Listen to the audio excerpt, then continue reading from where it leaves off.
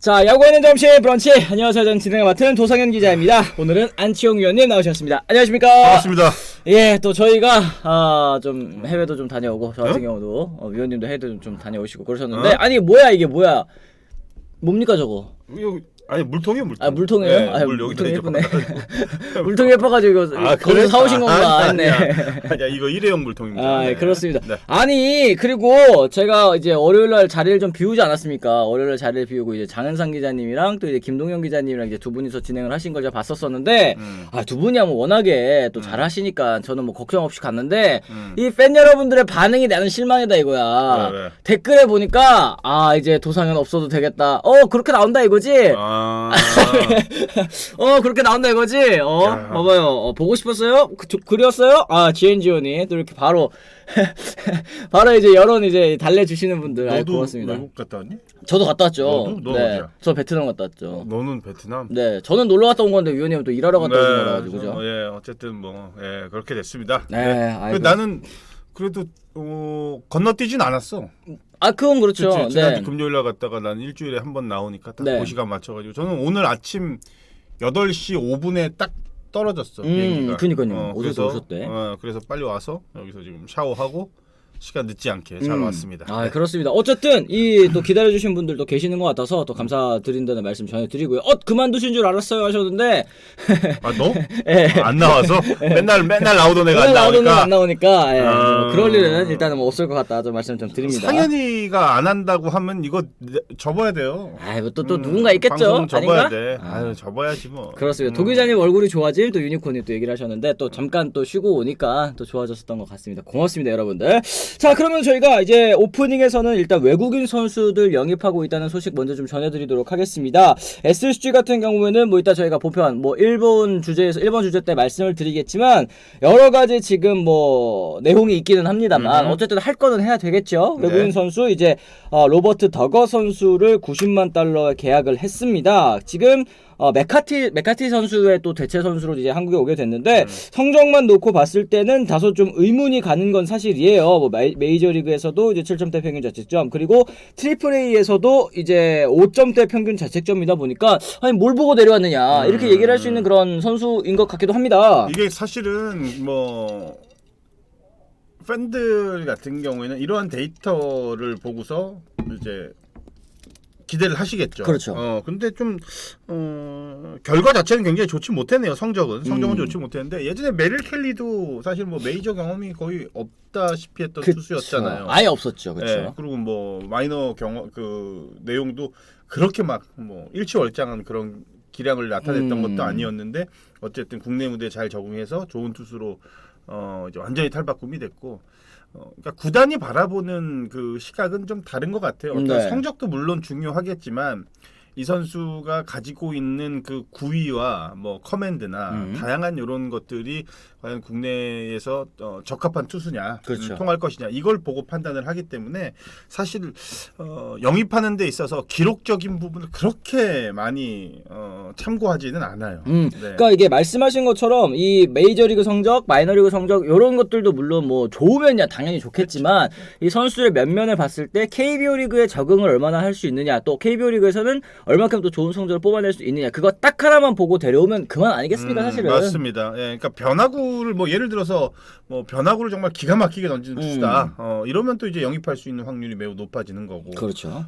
그리고 특히나 이제 국내 같은 경우에는 스트라이크 존 자체가 그 뭐 미국이랑 이제 비교를 하자면 좀 다르죠. 미국은 그쵸. 좀 상하가 위아래, 좀, 네. 좀 넓은 편이고 KBO 리그는 이제 좌우가 넓은 편이라서 그런 것도 이제 감안을 해야 되는 거예요. 그러니까 이 그렇습니다. 투수가 높낮이를 많이 던지냐 아니면 사이드를 많이 이용하냐 뭐 이런 것도 이제 좀 감안을 해야 되고. 그렇습니다. SSG는 선수들을 잘 데려와야지 여론을 좀 돌릴 건데 유니콘님께서 말씀을 해주셨는데 이런 부분 진짜 이 외국인 선수라도 좀 잘 뽑아와야지만 지금 좀 이 팬 여러분들의 마음을 돌릴 수 있는, 근데 사실 이 성적이 사실 모든 건 또 아니기 때문에 과연 이 성적이 나온다고 해서 다시 떠나가신 이 팬심을 다 되돌아올 수 있을 것이냐. 요것도 잠깐이요. 좀 그쵸. 그건 네. 잠깐인 거야. 맞습니다. 그리고 삼성 같은 경우에도 지금 뭐 아직까지 영입 확정은 아닙니다만 이 새 외국인 투수로 코디 폰스 선수 영입이 또 유력하다고 합니다. 지난해 니오넴 소속으로 3점대 중반의 평균 자책점. 그러니까 이 삼성 라이온즈는 최근에 외국인 선수들 데려오는 좀 그 양상을 좀 봤을 때는 일본 야구를 어느 정도 경험해본 선수, 그러니까 아시아 야구에 적응을 한 선수들을 데려오는 경향이 좀 많은 것 같습니다. 그렇죠. 구단마다 다르다는 시스템이 다른 부분이 바로 그런 데 있는 거예요. 아시아권의 야구를 경험한 선수들을 특히 선호하는 구단이 있고 또 그렇지 않은 구단도 있고 또 보면은 흑인보다는 백인 위주로만 뽑는 그런 구단들도 또 있었단 말이에요. 그 전에는. 그러니까 좀 다양해요. 이거는 바라보는 시각이 좀 다른 것 같아요. 그러니까 만약에 뭐 예를 들어서 도사현 기자가 단장이 되면은 과연 어떤 선수들 위주로 뽑을 것 같아요? 저요? 아시아 경험? 아니면 완전 미국 백인? 아니면 글쎄요. 뭐 남미? 그러니까 그런 저 같은 경우에는 NPB에서 뛰어서 뭐 적응을 했으니까 요 선수도 잘하겠지, 저 선수도 잘하겠지, 이렇게 하나만의 그 뭐라 그럴까요? 그 기조를 가지고 뽑는 거는 좀 약간 위험할 수도 있다고 생각해요. 그렇죠. 선수 바이 선수니까. 그렇죠. 그래서 결국은 이제 최근 단장은 옛날에야말로 단장이 직접 보고서 뽑고 영상 같은 거 감독한테 보여주면은 감독이 그걸 뽑는단 말이에요. 그렇죠. 이제는 분업화가 돼 있기 때문에 국제 업무, 국제 스카우트 담당을 맡고 있는 사람들이 뽑아. 그거는 어떻게 보면은 뭐 감독도 나중에 이제 뭐 성적이 안 좋으면 할 말이 또 생기는 거지. 그럴 수 있죠. 맞습니다. 약간 책임에서 좀 약간 벗어날 수 있으니까. 네, 남궁현님, 네, 야쿠르트 피터스가 롯데 유력이고 엔스 세이브에서 뛴 엔스 선수는 또 LG 유력이고 또 이 폰스 선수 방금 말씀드린 선수는 또 이제 삼성 유력이고 이렇게 좀 들려오는 소식들이 좀 있나 봅니다. 어쩔 때 보면은 뭐 지금 방송하고 있는 저희보다 팬 여러분들께서 또 이런 썰이라든지 그죠? 맞아요. 이 유력한 선수들 이런 것들은 더 잘 아시는 것 같다는 생각이 듭니다. 정보들을 더 빠르게 알고 계시는 분들도 굉장히 많으세요. 그래서 오히려 그 정보를 저희한테 좀 이렇게 주세요. 그게 채팅창으로 또 많이 얘기를 해주시니까 항상 또 아주 감사드리는 감사한 말씀. 일입니다. 네네. 자, 그리고 이제 김재훈 선수의 보상 선수로 150kg 이 파이어볼러 문용익 선수를 또 지명해 갔습니다. 이제 KT 쪽에서 맨 처음에 이제 명단을 받고 딱 확 눈에 띄는 선수는 없었다라고 얘기를 했었는데 아무래도 이제 공빠른 문용익 선수를 또 지명을 하면서 또 다른 차세대 불펜 투수 또 키우고 보고자 하는 그런 마음이 있는 것 같습니다. 지금 최근 들어서 이 불펜 투수들, 특히 파이어볼러 불펜 투수들을 성장시키고 키워내는 데 있어서 아주 일가견이 있으세요. 그렇죠. 이강철 감독님이 정말 지금 뭐 성과 만들어내고 있죠. 손동현 선수 그렇죠. 박영현 선수는 이제 뭐 더 이상 뭐 말할 것도 없고, 그렇죠. 뭐 이상동 선수도 뭐 마찬가지고, 이렇게 계속해서 지금 뭐 좋은 선수들을 계속 발굴해내고 있는데 투수 출신의 감독이다 보니까 특히 또 빠른 공을 가지고 있다라는 게 아마 좀 이 눈길이 가지 않았을까? 그렇겠죠. 네. 뭐 1군 경험도 분명히 있기 때문에 과연 어떤 또 내년 시즌에 또 기량을 또 보여줄지 기대됩니다. 그렇습니다. 어쨌든 저희가 오프닝에서 이 정도 얘기 도 나눠보고 또 사이사이 Q&A 시간 때 여러분들 질문 그리고 또 새로운 주제들 또 한번 얘기 나눠보도록 하겠습니다. 자, 일단은 첫 번째 주제 저희가 넘어가 볼게요. 야, 지금 뭐야? 난리가 났습니다. SSG 랜더스필드에 쏟아진 근조화환이라는 제목인데요. 지금 팬 여러분들께서 얼마나 화가 많이 나셨으면 이제 구장 앞에 저렇게 이제 근조화환들을 쫙 늘어도 아니 저희가 사실 뭐 이 구단 프런트의 행보에 불만을 품고 이 화환을 보내시는 거, 근조화환 보내시는 거 여러 번 봤었지만 저렇게 많은 양이 깔린 거는 저는 사실 처음 봤어요, 위원님. 더 늘어날 수도 있어요. 그쵸? 네, 아직도 지금 진행형입니다, 이거는. 인천 야구는 죽었다. 분노한 SSG 팬들의 근조환 릴레이가 또 이어지고 있습니다. 결국에는 팀 내 프랜차이즈 스타였던 김강민 선수 하나로 떠나 보내면서 이 책임자였던 김성용 전 단장이 보직 변경했다가 이제 완전히 또 팀을 떠나게 됐습니다. 팬들의 분노도 가라앉을 기미가 보이지 않고 있는데요.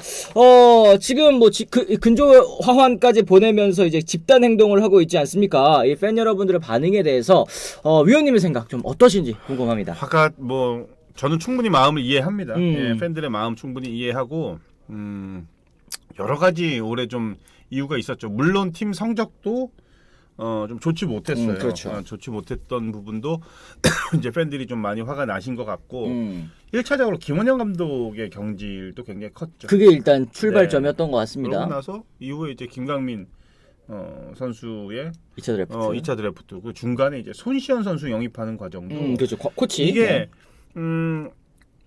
정말 좋은 감독, 그러니까 2군 감독이니까 좋은 감독, 좋은 지도자를 모셔왔다라고 생각하는 분들도 계시겠지만 손시현 그 지금 이군 감독이 NC와의 그 계약 관계가 어떻게 돼 있다라는 걸 아시는 분들이 제법 있으세요. 그렇죠, 네. 코치로 이제 보장받는 계약을 했기 때문에. 맞습니다. 근데 어떻게 보면 또 이걸 약간 뺏어 왔다라는 느낌이 드는 그런 영입이었기 때문에 그거에 대한 말도 굉장히 좀 많았고.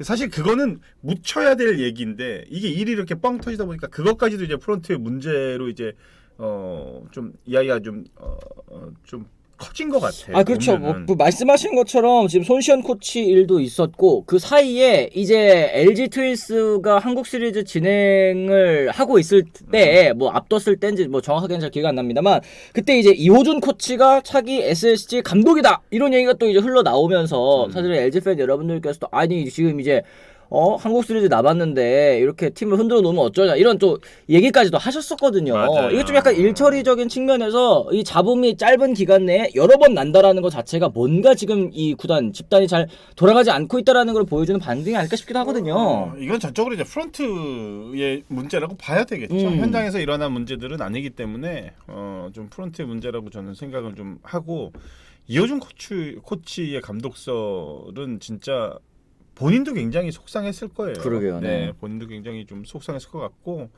그리고 이제 저는 가장 컸던 게 이제 김강민 선수, 김강민 선수 이제 보낸 것들 뭐 이것도 이제 뭐 물론 많이 많았지만 최저 연봉을 생각하고 있었다라는 얘기를 나는 깜짝 놀랐어요, 진짜. 그러니까 어쨌든 김강민 선수가 올 시즌 성적 뭐 OPS 0.7도 되지 않는 성적이기는 했습니다만 그래도 1억 넘게 받고 있었던 선수에게 뭐 은퇴할 선수면은 이제 뭐 최저 연봉이라도 이제 챙겨드리겠다. 약간 이런 식으로 얘기가 나온 것 같더라고요. 그리고 이제 최저 연봉을 받는 선수는 자연스럽게 또 이제 보호 명단에서 또 빠진다고 하더라고요. 네. 이제 그런 것들 때문에 지금 이렇게 얘기가 나온 것 같은데.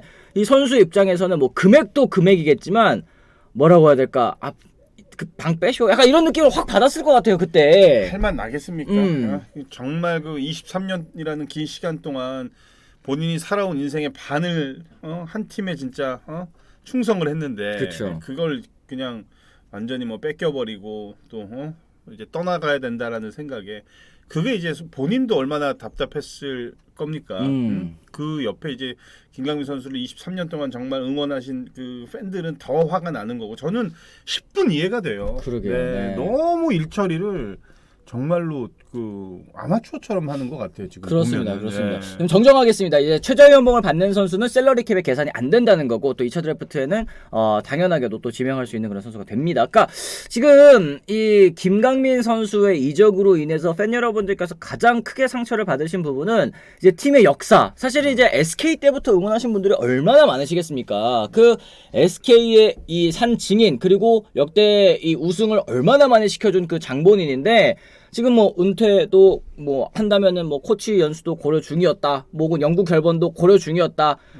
그러니까 이게 뭐라고 해야 될까요? 아무것도 확실한 건 없었었던 거잖아요. 사실 선수 입장에서도 뭐 해준다니까 뭐 하면은 뭐 믿고 하면은 뭐 되겠다 이런 생각을 못 하니까 그리고 현역 의지 연장의 의지도 있었으니까 결국에는 또 이제 새로운 팀에서 다시 한번 뛰어보겠다 이렇게 얘기를 한 거 아니겠어요?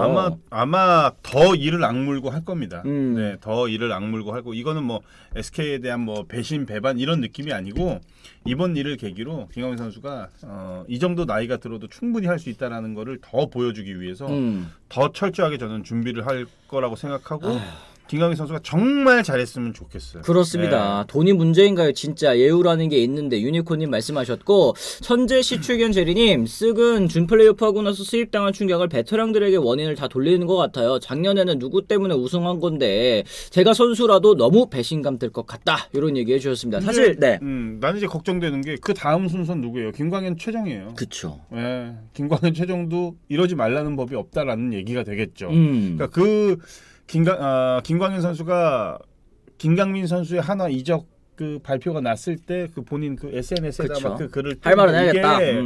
이게 진짜 뼈가 있는 얘기라니까 그게 이제 광현이한테도 충분히 돌아갈 수 있는 이런 문제가 될 거고 최정도 마찬가지. 네, 이거는 뭐 지금은 이제 SSG 선수들을 얘기하지만 이번 일을 계기로 나머지 9개 구단에 있는 베테랑 선수들 그리고 예우를 반드시 받아야 되는 이 은퇴를 앞둔 이런 선수들도 사실은 이제 앞으로는 뭐 프랜차이즈에 대한 그 자부심, 프라이드 이런 것들이 조금은 좀 작아지지 않을까. 저는 그렇게 생각해요. 그러게요. 그게 또 네. 걱정이 됩니다. 그게 사실 야구라는 스포츠가 뭐 당연히 성적 그리고 이제 돈 뭐 이런 것들 빼놓고 생각할 수는 없는 거겠지만요.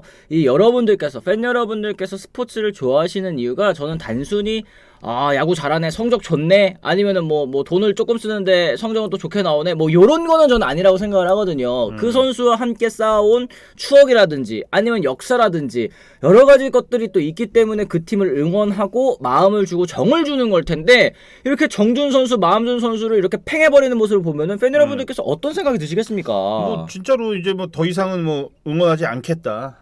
이제 맞아요. 뭐 인천 야구는 뭐 죽었다. 이게 진짜 다 정말 뼈가 있는 얘기라니까요. 얼마나 그 동안에 야구 시즌만을 기다리면서 또 본인이 응원하고 있는 팀 경기가 열릴 때마다 야구장 방문해서 정말 목이 터져라 응원하면서 그랬는데 결국은 나중에는 이게 완전 배신 배반으로 그냥 되돌아오니까 맞습니다. 네. 얼마나 할 맛이 안 나겠어요. 일각에서는 이제 정용진 구단주가 좀 나서가지고 사태를 진정시켜야 되는 것이 아니냐, 사과를 해야 된다라는 얘기들도 있는데, 그러니까 결국에는 뭐 이제 야구 잘 나가고 좋을 때, 이럴 때는 사실 지난해 2022년 같은 경우에는 야구장에 얼마나 많이 나타났습니까? 그래서 이제 팬 여러분들께서도 뭐 용준이 형 하면서 굉장히 좋아하셨었던 것 같은데, 올해는 사실 지난해보다 이 발걸음이 좀 뜸해진 느낌이고, 또 이제 플레이오프 때도, 준 플레이오프 때도 경기장을 찾았습니다만 또 이제 경기력도 좋지 못하자 경기 끝나기도 전에 또 이제 발걸음을 돌리는 모습이 좀 나왔었는데, 이런 의견에 대해서는 좀 어떻게 생각하십니까?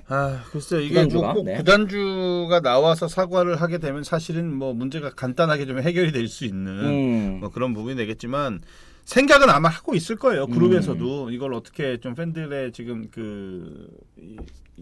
이 타오른 이 분위기를 네, 네. 어떻게 좀 시킬 수 있느냐, 이걸 가지고도 고민을 분명히 해야 되는데, 뭐 내부적으로도 그런 얘기가 그런 고민들이 많겠죠. 굳이 꼭 뭐 구단주까지 나서야 되냐, 아니면 뭐 대표이사 선에서 이걸 좀 마무리해야 되지 않겠냐, 이렇게 되는데, 팬들이 요구하는 거는 가장 큰 이제 정영진 구단주가 그 책임자니까. 네. 나와서 하기를 좀 기다리고 있는데, 글쎄 어떤 선택을 하게 될지는 모르겠지만, 이게 뭔가 구단에 저는 액션이 좀 필요하다고 봐요. 그렇지 않으면은 계속 이렇게 좀 좋지 못하게 가고, 지금 SSG가 제일 큰 자부심이 뭐겠어요? 제가 볼 때는 관중 동원 능력이에요. 그렇죠. 네. 100만을 넘길 수 있는 인천팀, 이건 굉장히 큰 프라이드거든요. 홈 관중이 또 지난해는 또 가장 많기도 네. 했었었고. 그리고 우승을 했을 당시에도 정영진 구단주가 그라운드에서 딱 얘기했을 때 그 얘기를 했죠. 가장 큰 거는 팬 동원 1위가 가장 크다. 그렇죠. 뭐 개인 수상은 없지만 이게 있습니다. 뭐 이렇게 했었었죠. 그러니까, 그죠? 그 정도로 팬들의 충성도가 굉장히 높은 그런 팀이기 때문에 이번 일이 이렇게 좀 크게 좀 부각이 좀 되는 것 같아요. 그렇습니다. 지금 보면 팬맨님 무승부 나왔다고 KBO 사무실 쳐들어가는 인물이 지금 맞다. 그것도 있었구나. 근데 이렇게 지금 진짜 정작 팀이 난리가 났을 때는 팬 여러분들이 지금 뭐 얘기를 어떻게 해달라고 하는 상황에서는 지금 뭐 아무 얘기가 없다라는 게 좀 아쉬워하시는 포인트이신 것 같습니다. 이게 단장 생각일까요? 또 YJ의 생각이지. 서동성님도 얘기를 해주셨고, 진짜 구단주가 너무 무관심해도 문제지만 너무 설쳐도 골치라고 또 유니콘님께서도 말씀을 하셨습니다. 꼬리 자르게 좀 너무 티나는 것 같다라는 의견들도 있고, 참 이렇게 1년 만에 이미지라든지 아니면 구단에 대한 이 마음이 확 달라질 수도 있는 게 참 어떻게 보면 이것도 좀 별일이라는 생각도 듭니다. 맞습니다. 그리고 또 최근에 이제 구단주들이 보면은 가만히 있지 않죠. 최근에 들어서 이제 그 시작의 출발점이 누구였어요? 택진이 형이었죠. 그렇죠. 김택진 구단주가 나오면서부터 이제 젊은 구단주들이 야구에 대한 그런 것들이 좀 적극적으로 이제 좀 표현을 했고, 그리고 신동빈 구단주도 생각보다 굉장히 많이 그렇죠. 올해 좀 많이 오셨죠. 많이 네. 해주시고 뭐 이러고 있었는데, 그러니까 진짜 아까 그 말대로 그 판정 때문에 KBO를 직접 찾아간 그러게. 분이 안 왔다는 게, 이게 굉장히 팬들한테는 또 배신감이 좀 들 수 있을 것 같다. 그리고 이게 짧은 시간 안에 제가 볼 때는 이게 가라앉지는 않을 것 같아요. 좀 그러게. 길게 갈 것 같습니다. 김현우님, 진짜 좋은 말씀 해주셨습니다. 앞으로 SSG 선수들은 철저하게 돈에 의해서 움직일 듯요. 어차피 SSG에 의리 따위는 없다라는 거 기대를 안 할 테니까 이걸 얘기를 하셨는데 요 한 결정으로 인해서 잃어버린 게 너무나도 많다라는 거. 위원님께서 말씀하셨던 것처럼 아래에 있는 젊은 선수들이 뭘 보고 배우겠느냐. 이제 프런트는 그래 나 힘 떨어지면 이렇게 팽해버리는 구단이구나 이런 생각을 하게 될 때부터 팀 스포츠가 균열이 나는 거 아니겠어요. 맞습니다. 지금 뭐 니나 김님, 류성규 단장이 이제 자를 때부터 좀 뭐 이상했어요. 그러게. 네. 참 그렇습니다. 답답합니다.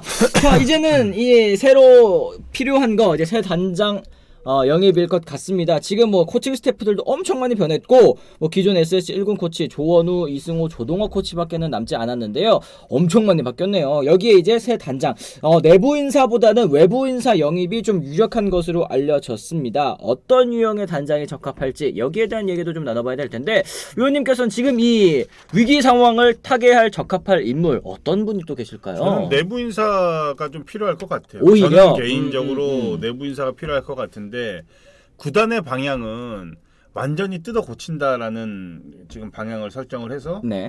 지금 굉장히 좀 시끄럽잖아요. 네. 구단의 방향이라면은 사실은 외부 영입이 맞죠.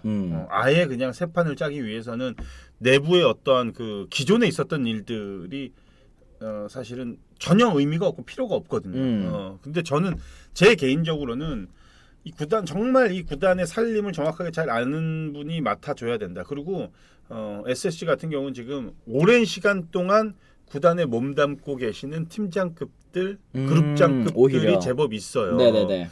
이런 분들이 오히려 이런 부분을 좀 잘 알고 있기 때문에 내부 인사를 통해서 이렇게 좀 단장으로 선임이 되는 게 오히려 저는 더 낫지 않을까. 그러니까 위원님이 낫지 않을까 이렇게 얘기를 하셨던 거는 이제 내부 인사 승격인데 왜냐면 지금 위기 상황에서 빠르게 팀 상황 또 다 파악하고 알고 있고 정리하는 데는 이제 내부 인사가 더 좋다 이렇게 얘기를 하신 것 같은데 이럴 때 또 꼭 반대로 갑니다. 외부 인사 영입이 좀 유력한 상황이기 때문에 어떤 단장이 또 들어오게 될지 SSG의 위기를 좀 다독여줄 수 있을지. 감독 코칭 스태프도 다 새로운 사람들이 와가지고 다시 세파를 짜는데 단장까지 오면은 프론트랑 현장이 이제는 싹 바뀌는 거잖아요, 그죠? 이게 예. 굉장히 좀 시간이 좀 오래 걸리죠. 그렇게 되면은. 근데 이제 또 구단은 그렇게 얘기를 하겠죠. 어차피 내년을 바라본 게 아니라 2, 3년 후 또는 뭐 4, 5년 후에 중장기적으로 시스템을 갖춘 팀을 만들기 위해서 뭐 이렇게 새롭게 새 판을 짰다. 그러게. 또 뭐 이렇게 얘기를 분명히 할 텐데 그래서 저는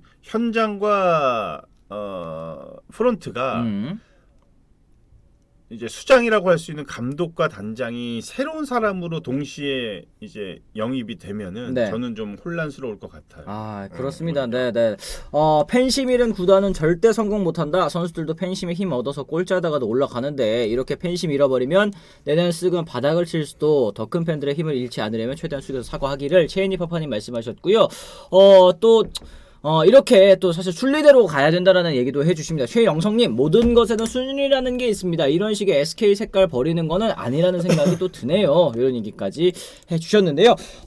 말씀하신 것처럼, 위원님 말씀처럼 이게 단시간 내에 해결이 될 것 같아 보이지는 않습니다. 네. 돌아선 팬 여러분들의 마음을 또 다시 돌리려면 오랜 시간이 또 필요할 것 같고 또 꾸준히 또 좋은 모습을 보여줘야 될 것 같아요. 내년에 과연 이 새로운 코치들을 코치들과 함께 선수 기용이 어떻게 될 것이냐도 팬들이 좀 기다려 보셔야 될 것 같아요. 이제 많은 것들이 바꿨고 이제 젊은 선수들 위주로 이제 가야 된다라고 하는데 우리가 라인업 보고 SSG 팬들 같은 경우에는 퓨처스에서 어떤 기대주가 있고 어떤 선수가 있고 이거 다 안단 말이에요. 이제 내년에 또 봐야지. 내년에 또 시끄러울 수가 있어요. 이거. 왜냐면은 아예 그냥 새 판을 짠다라고 얘기를 했기 때문에 뭐 기존에 있는 선수들을 뭐 적극적으로 기용하기에도 좀 애매하고 그렇다고 퓨처스에 있는 기대주들 물론 기용을 하겠지만 이게 1군에서 성적이 안 난다는 거는 이기지 못한다는 거는 말이 안 되는 거거든요. 그렇다고 또 사실 쓸만한 선수도 또 없다는 게 또 팬 여러분들의 또 목소리기도 하거든요. 육성이 잘 안 됐다. 2023 오프 시즌부터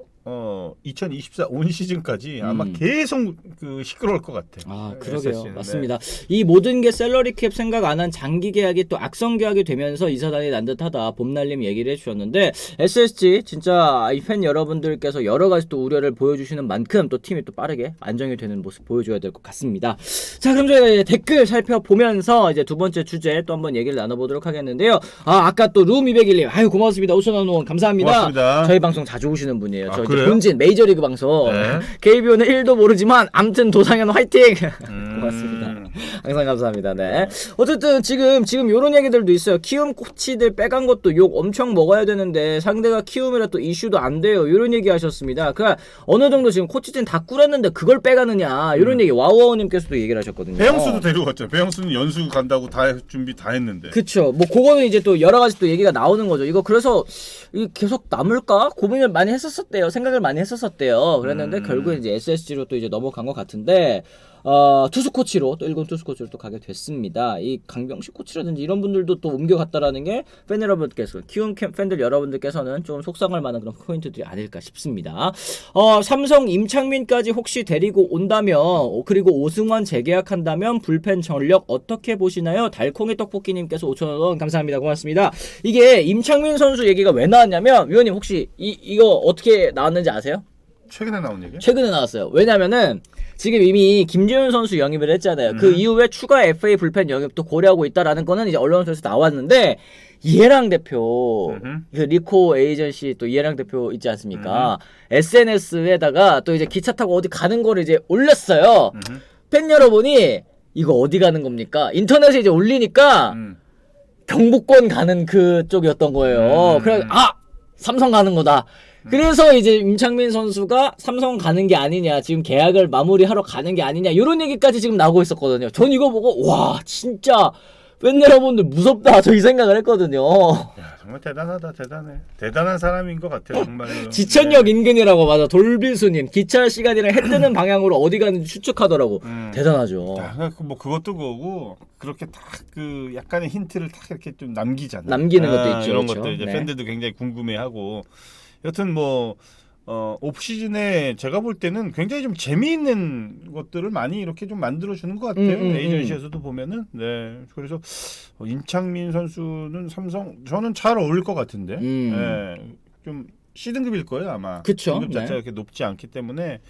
그리고 즉시 전력감이 정말 필요한 지금 삼성이기 때문에 가능성이 있다고 봅니다. 그렇습니다. 네. 지천이 대구 바로 코앞이에요. 거기서 5km만 들어가면 대구 관내라고. 돌비수님. 아 그렇구나. 이게 임창민 선수 같은 경우에도 만약에 이제 삼성에 합류를 하게 된다면 이제 새로운 불펜 외부 영입이 이제 2명이나 되는 거지 않습니까? 네. 올 시즌에 가장 큰 삼성의 문제점이 불펜이었다라는 걸 생각해봤을 때 좀 큰 도움이 될 수 있을지 위원님 생각 좀 어떠세요? 그럼요. 당연히 도움이 되죠. 당연히 도움이 되고 그러니까 삼성이 딱 그거예요.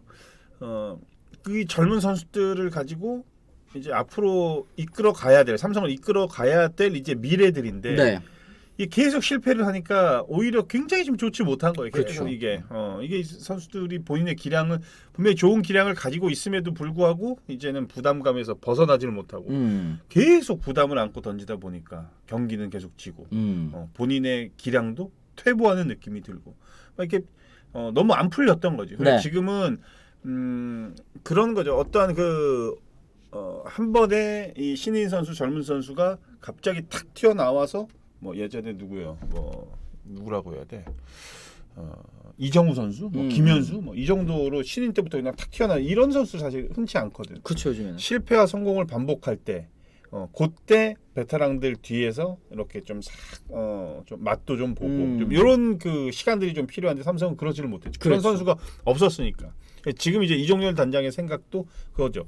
즉시 전력감인 선수들을 바탕으로 젊은 선수를 그 뒤에 딱 배치를 해서 상황에 맞게끔 이제 그러니까 경기도 이겨야 되고 그리고 이 육성도 해야 선수들도 되고. 리빌딩도 돼야 되고 이거 이제 두 마리 토끼를 이제 생각을 하는 거죠. 그러니까 말씀하신 것처럼 이제 젊은 선수들이 조금 이제 덜 위기 상황에서 올라올 수 있으면 또 경험을 얻어가는 것들이 많을 텐데 지금 삼성 불펜이 그렇지 못했기 때문에 뭐 이런 얘기를 또 지적을 해주시는 것 같습니다. 하여튼 또 도움이 많이 될 것 같다라는 얘기까지 해주셨습니다.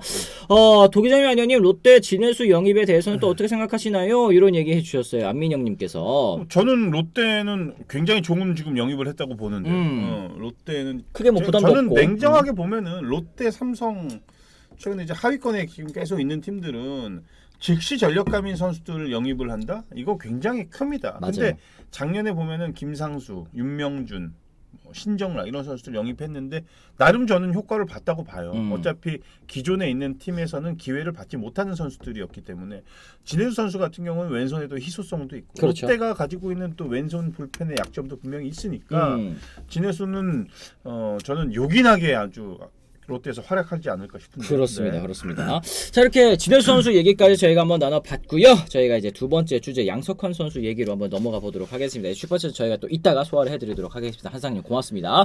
자, 일단 두 번째 주제 FA 최대어인 양석환 선수 두산의 잔류 가능성이 높다라는 단독 기사가 또 떴습니다. 오늘 오전이었죠. 스포츠 조선의 보도 내용이었는데요. 두산 베어스 양석환 측 지난 29일 두 번째 FA 협상을 진행하면서 합의를 맞췄다라는 소식이었습니다. 4+2년에다가 총액 70억 원 대 후반이라고 4년 보장 기간에 2028년 이후 2년은 상호 옵션 사항으로 들어갔다고 합니다. 지난 20일 한화이글스와 계약했었던 안치홍 선수를 넘는 금액, 사실상 올 시즌 FA 시장 최고 금액을 예약한 셈인데요. 양석환 선수 통산 주요 행보 짚어드리도록 하겠습니다. 2014년 드래프트 2차 3라운드 전체 28순위로 LG에 지명됐다가 2020 시즌 종료 후 두산으로 트레이드돼서 소속팀 옮긴 뒤 기량 만개했습니다. 최근 성적 이적 첫 시즌에는 28홈런 기록하면서 잠시를 쓰면서도 정말 좋은 성적을 남겼죠. 2022 시즌 지난해는 다소 좀 주춤했습니다만 20개의 홈런, 이 장타력 하나만큼은 그래도 보여줬고 올 시즌에도 2할 8푼 1리 타율 21홈런으로 여전한 모습 활약을 또 보여줬습니다. 지난 3년간의 성적 위원님께서는 좀 어떻게 평가를 하십니까? 거의 정점을 찍었죠. LG 시절보다도 오히려 두산에 와서 이제는 더 좋은 성적을 좀 거두고 있고 양석환은 딱 보면은 정말 그 중장거리형 타자라는 얘기가 딱 어울리는 것 같아요. 그렇죠. 충분하게 20개 이상 잠시를 홈으로 쓰는데 20개씩 3년 연속 때렸다는 거는 펀치력은 이미 검증이 끝난 선수고 그리고 올해도 보면은 140경기 출장했어요. 내구성도 나쁘지 않아요. 네, 그렇기 때문에 저는 충분히 좋은 그런 대우를 받고서 계약을 할 거라고 예상을 하고 그런 생각 안 들어요? 진짜 이거 금액을 어느 정도 기준을 잡아야 되는지 나는 아직도 진짜 정말 모르겠어요. 그쵸, 감이 좀 잘 안 잡히죠, 그죠? 오버페이 나는 안치홍 선수도 굉장히 오버페이라고 생각하는 사람 중에 한 명이에요. 계약 기간 자체는 좋은 계약 기간을 따냈죠. 4년 보장에 플러스 2년이니까. 근데 금액이 근데 이제 그렇게 보면 연평균으로 치면은 10억 원이 조금 넘는 금액이기는 하지만 네. 근데 이게 70몇 억씩 받을 선수들인가? 그렇죠. 그런 얘기를 또 충분히 하실 수 있을 것 같습니다. 그러니까 제가 최근에 얼마 전에 들었었던 게 양석환 선수가 이제 4년에 60억 이하 제한에는 이제 뭐 거들떠도 안 보고 있다. 그러니까 이게 아직까지는 FA 시장 초반이기 때문에 이렇게 또 이런 자세를 좀 유지를 해야 좋은 계약을 따낼 수 있는 건 물론 맞지만 확실히 그런 태도를 갖다 보니까 어마어마한 계약이 또 뒤따라서 오는 그런 느낌도 좀 듭니다. 예상 몸값 기사대로 4+2년에다가 70억 원 후반대. 요거 위원님께서는 그럼 좀 비싸다고 생각하시는 것 같네요. 저는 정말 비싸다고 생각을 해요. 정말 비싸다고 생각하고 근데 뭐 사실 양희 선수 뭐 150몇 억 막 이렇게 받은 거 생각을 해보면 네. 또 그렇지도 않은 것 같아요. 그렇지도 않은 것 같은데 근데 약간 뭐라 그래야 돼요. 이제 특히 이제 저는 양석환 선수보다는 안치홍 선수는 수비에서도 공헌도가 조금씩 이제 좀 떨어지고 약간 그런 저는 생각이 좀 들어서 근데 하나가 정말 크게 배팅했구나. 반드시 필요한 선수니까. 근데 그것도 선수들 또 타이밍이 맞고 또 이게 그 돈복이 있는 선수들이 또 있어요. 그럼요. 뭐 타이밍이. 네. 근데 뭐 양석환, 안치홍 기량에는 뭐 의심의 여지가 없는 그런 선수들인데 그래도 굉장히 좀 운이 좋은 놀라운 또 계약이다. 좋은 계약 아닌가 싶어요. 그래, 이건 뭐 에이전트가 일을 잘했다라고도 볼 수 있는 것 같고 타팀 수요가 없어서 경쟁도 없는데 어떻게 70억을 따낼까? 또 돌비수님 얘기하셨습니다. 기아랑 한화가 발 뺐네요. 라이나이트님께서도 얘기를 해주셨는데 사실 이제 양석환 선수의 유력한 행선지로 또 꼽혔었던 팀들 보면은 이제 야수 보강이 필요한 한화 그리고 또 1루수가 없는 기아 요 두 팀이 아무래도 좀 많이 꼽혔었던 것 같습니다. 양석환 선수를 놓치면서 기아 타이거즈는 당장 또 1루에 대한 고민을 안게 됐는데 내년에 기아는 또 1루 어떻게 할까요? 아, 그리고 또 영입이 좀 이제 다소 좀 없어 보이는 느낌도 듭니다. 기아는 지금 제가 볼 때는 변우혁이나 기아 물론 뭐 FA 선수 영입해가지고 그 자리 공백 메운다면은 가장 효과를 보겠죠. 빠르게 효과를 볼 텐데 저는 기아는 변우혁 아니면 김석환 이런 그 유망주들한테 좀 기회를 많이 줘야 되는 게 아닌가. 지금 뭐 이우성 선수에게도 많이 하시고요. 그런 네. 측면이 있고 일단은 공격력 자체는 기아가 굉장히 뛰어납니다. 그리고 김선빈 선수 잔류시키는 게 일단은 급선무라고 저는 생각하고 그렇게 되면은 공격력 자체가 3루에 김도영, 박찬호에 2루 안치홍, 1루에 이제 뭐 황대인, 네. 변우혁, 뭐 김석환, 외야로 또 돌리면 고종욱도 있죠. 용병 있지, 최영우 선수 있지. 굉장히 좋아요. 좋은 라인업이기 때문에 저는 1루는 두 선수를 좀 키워야 되지 않을까? 근데 둘이 못하면 못 키우는 거지. 그러니까 이게 사실 어느 포지션에 약점이 있다고 금방 이제 외부 수혈로 이거를 메워버리면 만에 하나 이 선수가 못했을 경우에는 진짜 답이 없어져 버리는 거예요. 돈은 돈대로 쓰고 그다음에 젊은 선수도 또 못 키우고 약간 좀 그렇게 돼버리는 상황. 그렇죠. 네. 젊은 선수들의 육성은 정말 팀이 중요합니다. 너무나도 중요하고 그 선수들이 잘해줄 때 예전에 템파가 좀 그러지 않았어요? 그렇죠. 네. 예전에 그러니까 뭐 가성비 좋은 팀, 가성비가 당연히 좋을 수밖에 없지. 저연봉 때부터 잘했으니까. 그렇죠. 그러니까 돈이 또 없기도 하고 부담이. 약간 대한민국도 약간 그런 템파 같은 시스템의 선수들이 좀 나와줘야 되는데 그런 게 좀 부족한 것 같아요. 뭐 어느 정도 키움이랑 비슷한 부분이 있기는 합니다만 이게 또 한국 프로야구의 또 특성상 또 똑같이 맞아요. 적용할 수는 없는 것 같고요. 그러니까요. 두산 사정상 오버페이 해서라도 잡았어야 됐다. 양석환의 또 팔라스님께서 말씀하셨는데 사실 이제 두산도 좀 가을 야구가 좀 아리까리 했었잖아요. 올 시즌에. 맞아요. 여기에 네. 이제 양석환 선수까지 또 나가게 된다면 전력 유출이 있는 거니까 내년을 더 기대하기에는 반드시 필요한 조각이라는 생각을 또 했었던 게 아닐까 싶기도 하거든요. 네. 저희 최강 롯데님 정복은 LG 트레이드 썰 이런 게 있었어? 아니 잘 모르겠는데요. 네 근거 없는 소문 같습니다. 이렇게 얘기하셨는데 이렇게 저희가 주제를 소화하는 도중에 갑자기 이런 얘기를 하시면 그러니까, 이건 통째로 뭐지? 잘라버려야 된다는 네. 거 세지 말고 다시 알겠습니다. 오케이. 네. 어쨌든 두산 베어스가 양석환 선수를 잡은 이유 뭐 저희가 방금에도 짚어드렸습니다만 이 잠실을 쓰면서도 20홈런을 넘게 때려낼 수 있는 장타력 요게 제일 넘버원이었던 것 같습니다. 맞습니다. 양석환이 빠지면 사실은 김재환 선수도 조금 약간 내리막이 좀 보이잖아요. 그렇죠. 그러면은 외국인 선수도 지금 사실 그렇게 뭐 만족스러운 결과는 아니에요. 로하스 선수도 그렇고. 그래서 지금 양석환이 만약에 빠지게 된다라고 하면은 두산의 공격력 정말 가벼워지고 헐거워지는 거죠. 그렇죠. 어쩔 수 없어요. 그래서 어떻게 보면은 양석환 선수가 정말 두산 입장에서는 갑이 되는 거예요. 그래서 아직 뭐 오피셜리 뭐 떴는지는 모르겠지만 반드시 잡아야 될 선수인 거는 맞아요. 그렇습니다. 이 이재현님이신 것 같습니다. 이 양석환 나가면 두산은 똑딱이 팀이 된다. 양의지 혼자 15개나 7려나 이런 얘기 하셨는데 말씀하신 것처럼 김재환 선수도 장타력이 지금 또 한풀 꺾인 상황에서 양석환 선수라도 있어야지만 한 방에 대한 그 위기감 상대 투수들이 또 느끼지 않을까 이런 생각을 좀 한 것 같네요. 저는 양의지 선수 만약에 뭐 홈런 개수 내년에 뭐 얼마나 칠 것 같습니까라고 이렇게 질문을 던지신다면 저는 많이 쳐야 15개? 10개에서 15개 정도 사이? 그리고 김지한 선수가 올해 마무리 캠프 엄청 열심히 했죠. 그쵸. 준비 정말 많이 했고 이제 내년 시즌에 정말 뭐 반등을 위해서. 그래서 이제 준비를 했는데 저도 김지한 선수도 한 20개? 많이 15개에서 20개 정도?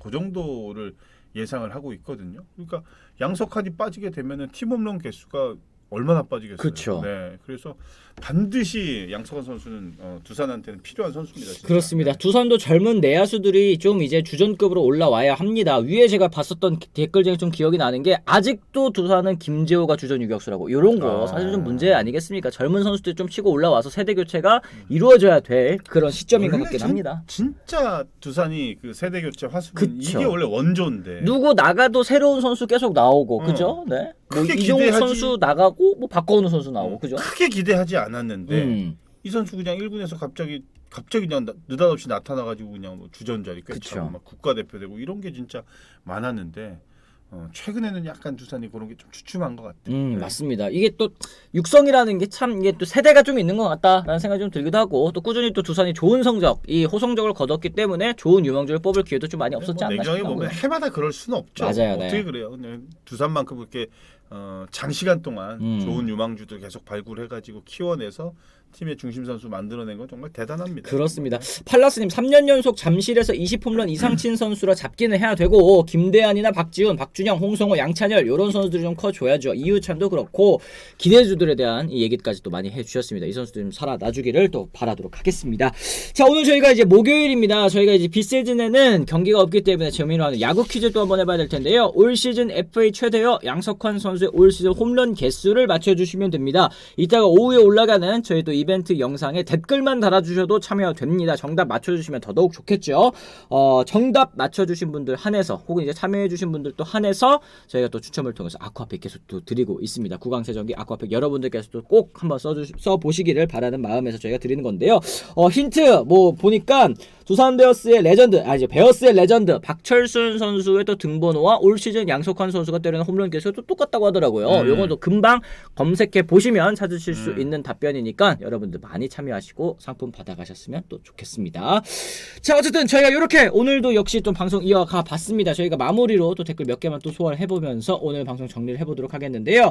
한상님 또 2,000원 감사합니다. 고맙습니다. 시디님 우리나라 야구에 에이전트 제도가 있는 게 맞나요? 에이전트 제도 도입 후 프랜차이즈가 너무 없어져서 아쉽습니다. 이런 의견 또 나눠주셨는데 어떻게 생각하십니까? 에이전트 때문에 그런 거는 아니죠. 그죠 사실. 근데 에이전트는 앞으로는 더 필요하다고 저는 생각을 합니다.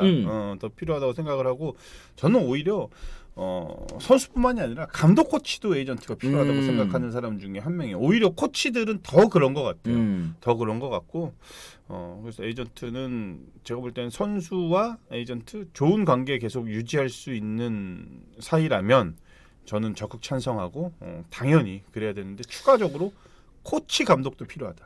그렇죠. 그러니까 사실 예전에는 선수들이 이제 연봉 협상할 때 자료 자기가 이제 스스로 만들어 가가지고 이제 들어가면은 사실은 또 구단들이 더 정보도 많고 데이터도 많고 한데 어떻게 또 이길 수 있겠습니까? 근데 요즘에 이제 에이전트에서는 그런 정보들 다 준비해가지고 협상도 대신해 주니까 선수 입장에서는 야구만 잘하면 되는 아주 편한 그 환경이 또 마련된 거는 같아요. 맞습니다. 뭐 이게 연봉 협상만 가지고 일을 하지는 않거든요. 시즌 내내 어떤 선수들이 뭐 요청 사항이 있다면 뭐 장비가 됐던 뭐가 됐던 뭐 의료 쪽이 됐던 뭐 아니면 법 쪽이 뭐 됐던 이런 것들 다 이제 요청할 수 있는 어떻게 보면 매니저 같은 역할이거든요. 네, 그래서 선수들은 다 필요로 하고 지금은 정말 많이들 에이전트를 선임을 해서 그렇게 선수생활을 이어가고 있어요. 그렇습니다. 라인하이트님 이정우와 고우석 메이저리그 얘기해주세요 해주셨는데 뭐 이정우 선수에 워낙에 관심 많이 받고 있고 또 이제 금액적인 측면에서도 5천만 달러 이상이 예상이 되고 있는 그런 선수인데 고우석 선수도 최근에 이 구체적인 구단 관심 있는 구단이 또 현지에서 언급이 됐었습니다. 이제 세인트루이스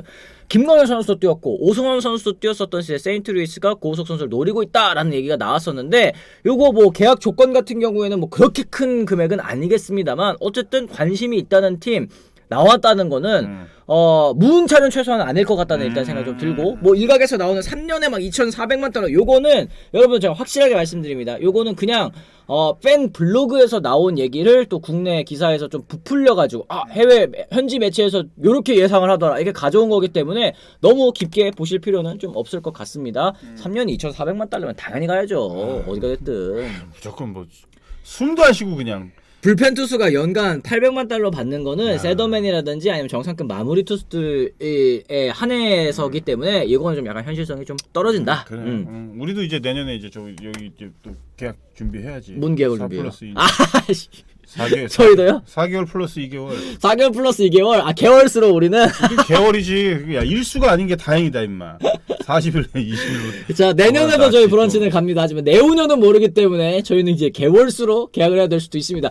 그렇기 위해서는 여러분들께서 저희 많이 또 응원해 주셔야 되는데요. 네. 지금 끝까지 시청해 주시는 분, 와, 1700분 넘게 계시네요. 1700분 계신데, 네. 좋아요 수가 270개밖에 안 됩니다. 아직 좋아요 안 눌러주신 분 계시면 저희 좋아요도 한 번씩만 꾹꾹꾹 눌러주시면 저희 방송에 큰 도움이 되고요. 저희 방송 구독 그리고 알림 설정까지 좀 많이 부탁드리도록 하겠습니다. 구독자도 최근에 뭐 많이 늘어서 저희가 맞아요. 4명 돌파를 했는데 네. 저희가 목표한 또 구독자 수까지 쭉쭉쭉 올라갈 수 있도록 여러분들 또 응원이 많이 필요합니다.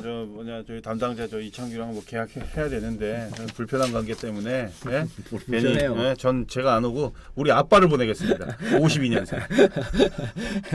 계약서에 방송 시간 넣으라는데요, 위원님. 가는 거야 진짜. 방송 시간 1시간 이러면은 위원님은 좀 약간 협상의 남항 이러시지 않을까? 주고 받아야지. 뭐. 알겠습니다. 자, 어쨌든 저희가 또 4만 명 올해 구독자 목표입니다. 저희가 12월 한 달 동안 과연 넘을 수 있을지 여러분들 또 많은 응원이 더 필요합니다. 주변에 또 많이 얘기도 해주시고요. 저희가 비시즌에는 월요일과 목요일입니다. 다들 잊지 않으셨죠? 오전 10시에 또 돌아오겠다는 말씀 전해드리면서 오늘만 물러가 보도록 하겠습니다. 지금까지 시청해주신 분들 모두 감사합니다. 고맙습니다.